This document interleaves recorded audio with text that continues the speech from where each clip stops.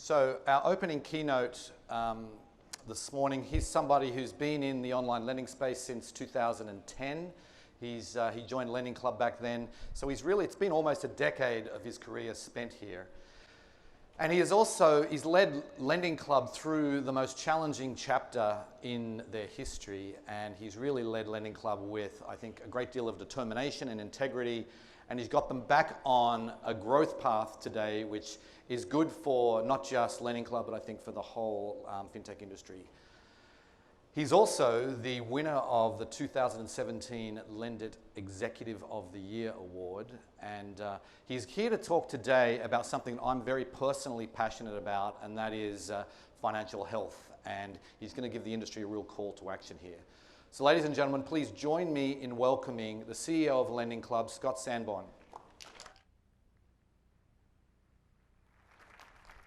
Thank you, Peter. Great.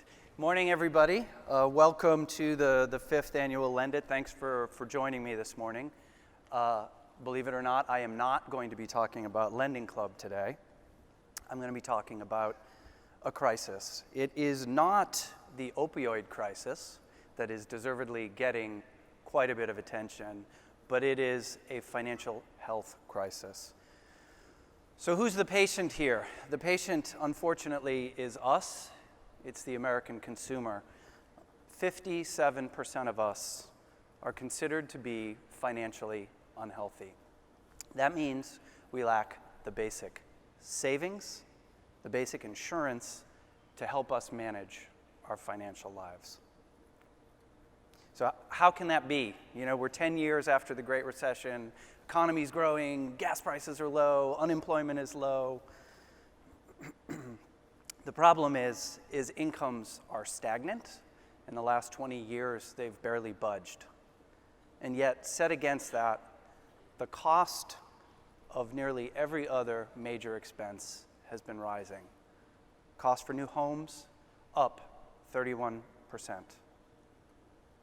Cost of a college degree, up 69% over this same time period. And the cost of healthcare premiums, up over 100%. So with stagnant incomes and rising expenses, it's no surprise that American savings rate is plummeting. With low savings, people do not have the cushion they need to absorb any impact, any kind of financial shock. And those shocks are becoming more frequent. About a third of Americans reported a change in income of greater than 25% in the prior 12 months. And that's just the income side of this equation. When you add in expenses, 60% of Americans talk about a major unexpected expense or a change in income in the last 12 months. So with minimal savings, rising costs, and volatility in income and expenses, where do people turn? They are turning to debt. Debt levels are now over $13 trillion, household debt levels, $13 trillion. And the type of debt is changing.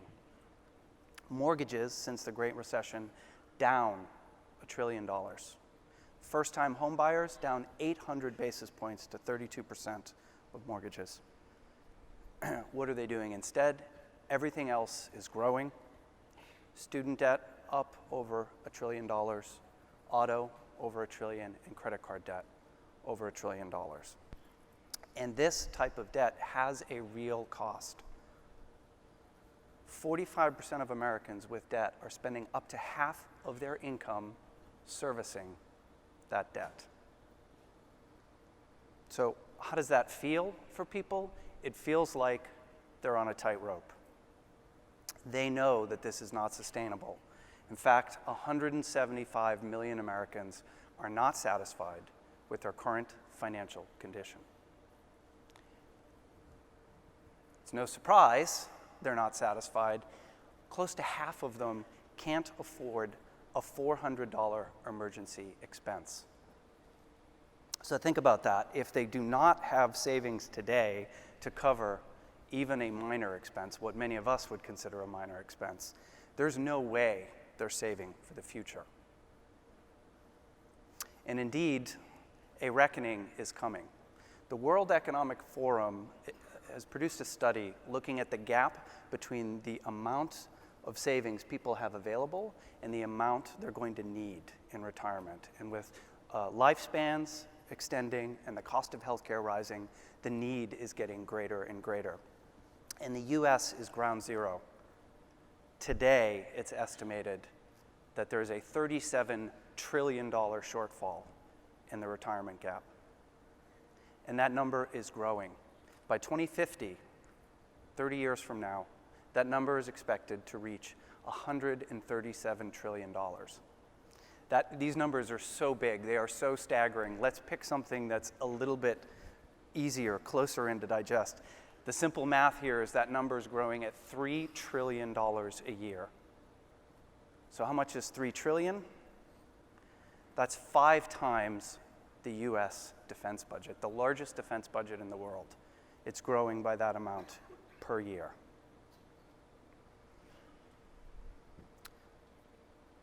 The issue is this is coming, and we can't just think, okay, we've got 32 years to solve this problem. It's causing issues today, right now. 43% of Americans say financial issues are causing them stress. Stress is leading to anxiety, depression, suicide. It's also affecting work, productivity. People with financial stress are 2 times as likely or spending twice as much time at work dealing with these issues.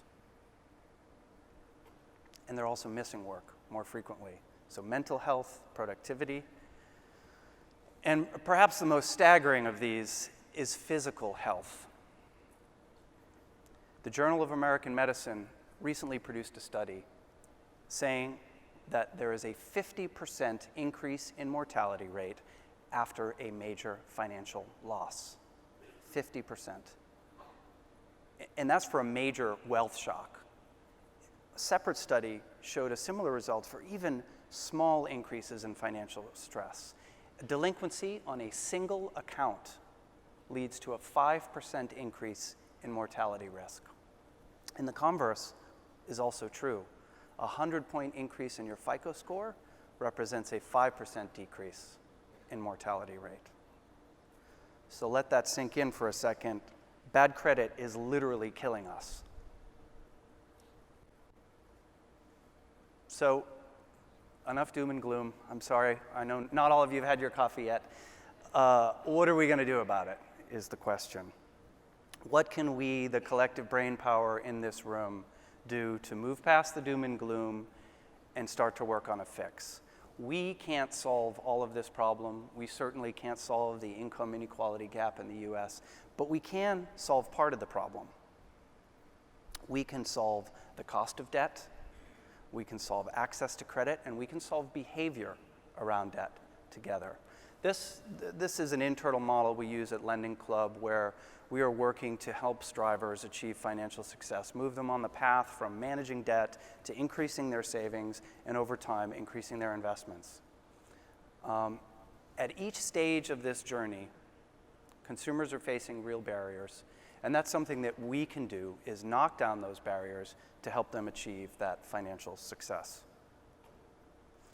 So what are the barriers? I've got 3 listed here. First is financial exclusion. People are left out of the system. Second is regulation, which, while is doing a great job of preventing harm, is not always focused on promoting benefits. And the third is customer alignment, which is too many companies, the financial success of the company is not aligned with the financial success of their customers. And so there are real things that we can do to break down these barriers. We can turn financial exclusion into financial inclusion. We can focus on regulation that promotes innovation, and we can work together on business models where the success of the business is aligned with the success of the customer. We think these are pretty good ideas. And the folks at Lendit agreed, and they've allowed us to pre-announce for them that next year they'll be giving out awards in each of these categories to the companies that best exhibit success in breaking down these barriers. The Financial Inclusion Award will in fact be given this year. Regulatory Innovation and Customer Alignment will be given in 2019. So let's drill in and talk about each of these individually. So financial inclusion, that means equal access to high quality financial services. And how do we get there? We get there by reassessing how we assign value, how we measure and exchange creditworthiness. The credit bureaus were built to protect creditors over 100 years ago. They were built to protect creditors, not consumers. And the predominant score used on top of them to assess creditworthiness is the FICO score. And it works. What it does is it looks at your credit history, your use of credit, and it predicts your future behavior. So that's great, except it's incomplete. There is such a wealth of data available to us today in this connected world that simply looking only at your utilization of credit is missing a huge part of the story. Obviously, it doesn't work very well for anyone new to credit, such as an immigrant or a millennial, especially when millennials are using credit quite differently. As an example, 2/3 of people under 30 do not even have a credit card. They don't have a credit card. The gateway product to allow you to build your credit history, 2/3 of them don't have one. So it wouldn't surprise you to know that their average FICO score is 625. It's poor, which means if they want credit, they're going to pay through the nose to get it. That doesn't make any sense. So what do we need to do? We need to change credit. Credit needs to become more contextual, needs to become more personal. We need to seize this as an opportunity. And this is happening today. There are lenders, people like Upstart and SoFi, that are looking at universities attended. They're looking at the degree you've obtained. They're looking at your GPA, and they're using that to predict your future income and your creditworthiness. People like LendingClub are looking at bank transaction data, looking at your savings behavior, looking at your income stability, and using that to go beyond the bureau. But that's still just scratching the surface. There's so much more. Commerce companies are collecting data. Payment companies are collecting data. Social media companies are collecting data. And all of this can be useful to assess somebody's creditworthiness. Consumers, of course, need to be allowed to own this data, and they need to be allowed to choose with whom to share it and how to share it. So we all play a role in that, but beyond us, the government also plays a role. We won't get there without the government. Which brings me to that second barrier,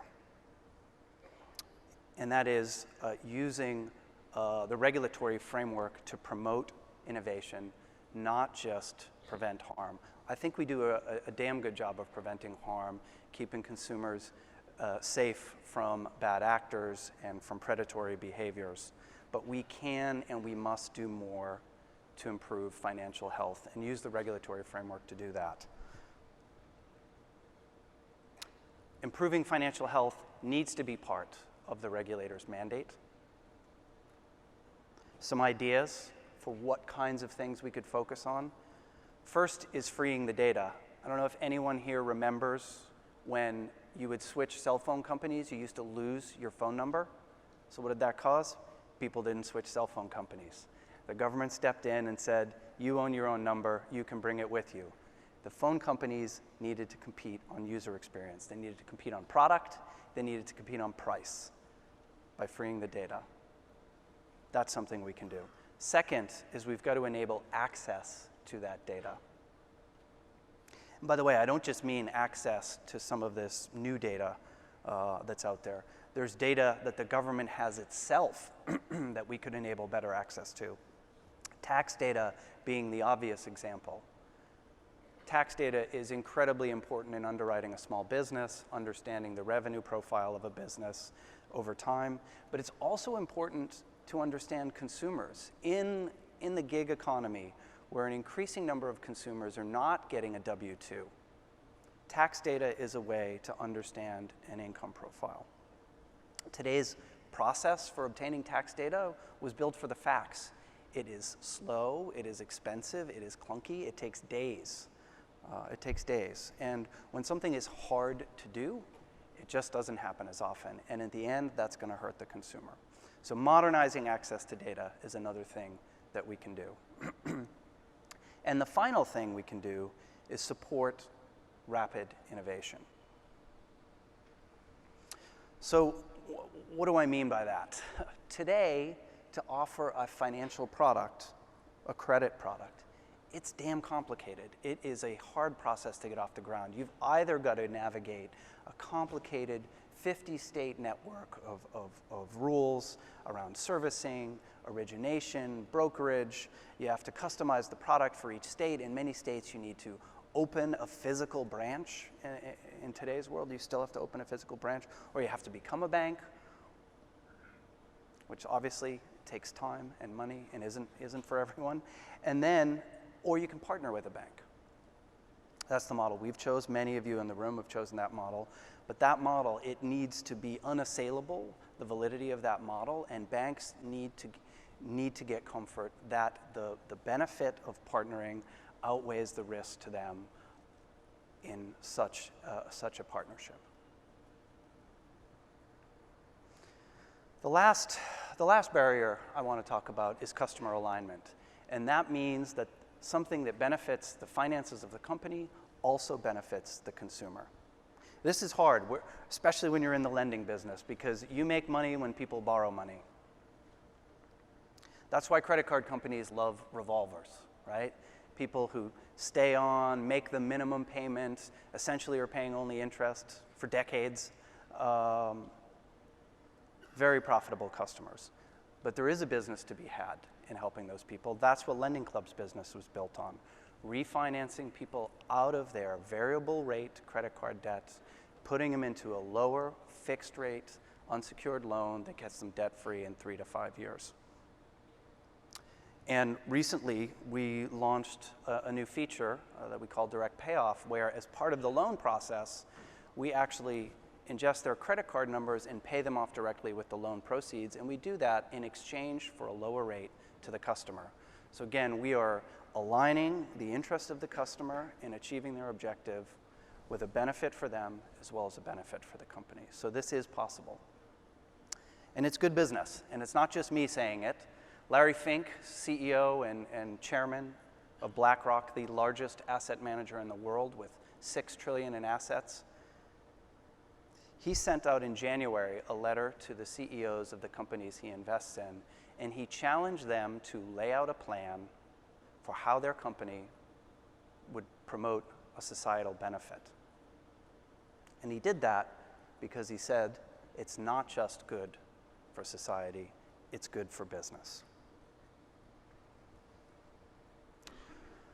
So that's it. These 3 barriers we can make meaningful progress against. If you look at them, they're not that hard. We totally got this.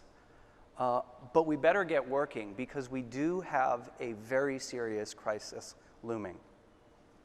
So before we break today and everybody goes off into their tracks and they're thinking about blockchain and they're thinking about cryptocurrency, I encourage everybody to keep at the front of your minds what problem it is you are solving and what you can do to help restore financial health to Americans. So I look forward to coming back here in 12 months and seeing what you've all come up with. Thank you.